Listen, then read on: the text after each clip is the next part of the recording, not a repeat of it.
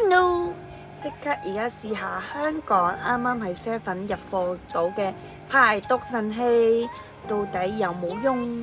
開飲之前睇下先，佢話要搖大嘅，咁所以等間就落埋支水一齊飲。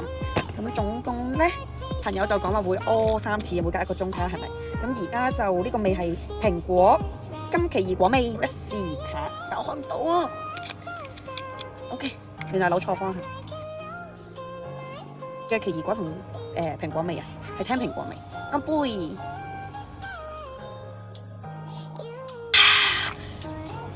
飲晒，一人補水。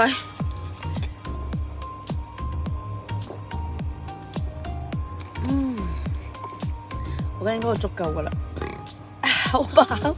咁睇下成唔成功呢？ Hello， 大家好，而家同大家記錄翻少少先。啱啱我係10點鐘飲嘅，跟住之後呢，去到12點，即係2個鐘頭嘅時間，我呢終於去到第一次廁所。第一次廁所呢仲係故障嘅，跟住之後就去再等多半個鐘，12點半嘅時間，我就去埋第2次廁所啦。但係今次就係水撞式嘅，所以有啲 detail 話，大家想俾大家了解多啲。咁對於我呢一個腸胃比較差嘅人，好難可以去到廁所嚟講嘅話，呢一個嘅反應我覺得係好驚訝嘅。大鑊啦，大鑊啦！同大家講，我去第4次廁所啦，全部都係屙水。不過呢，其實全部都係唔同嘅，全部都係覺得個肚絞，跟住之後就去。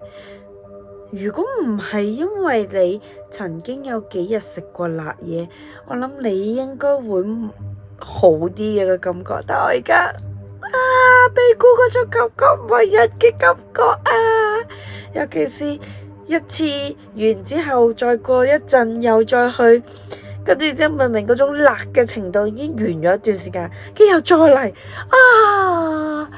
所以都唔知啊，而家我係咪應該要同大家講冇事呢？但係我又覺得突然之間即係隔咗一段時間咁樣嘅清腸胃好似幾好咁。